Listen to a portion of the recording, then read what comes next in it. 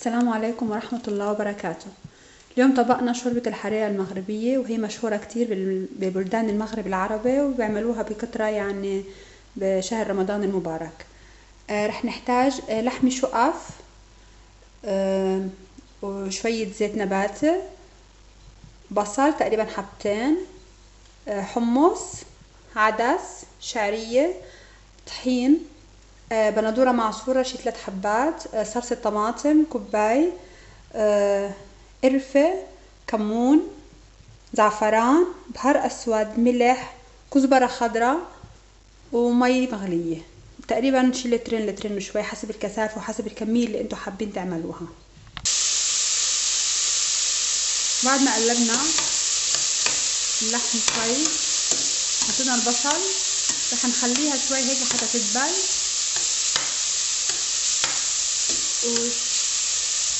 وتصفر شوي.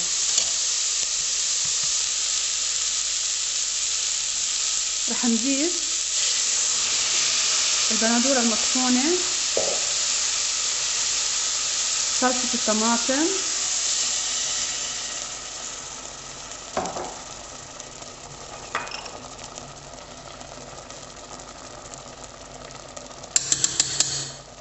كزبرة،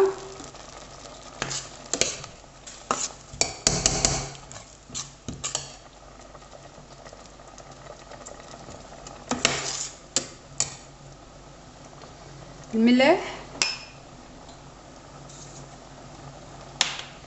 البهار،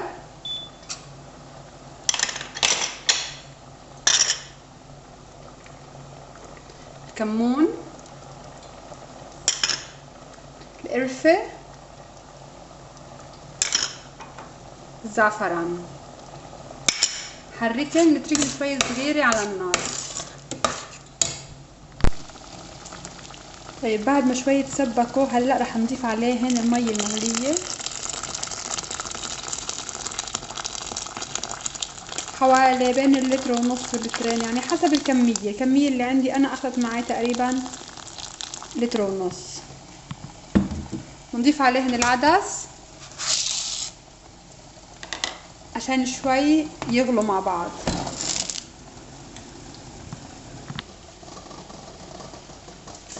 رح نضيف هلا الحمص. الحمص عندي مسلوق.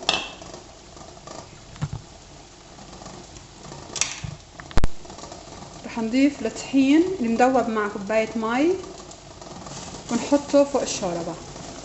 واخر شي رح نضيف الشعرية عشان الشعرية ما بتاخد وقت، ونتركها شوي صغيرة على النار. طبقنا هيك صار جاهز. بتمنى يكون عجبكم، والف صحة وهنا.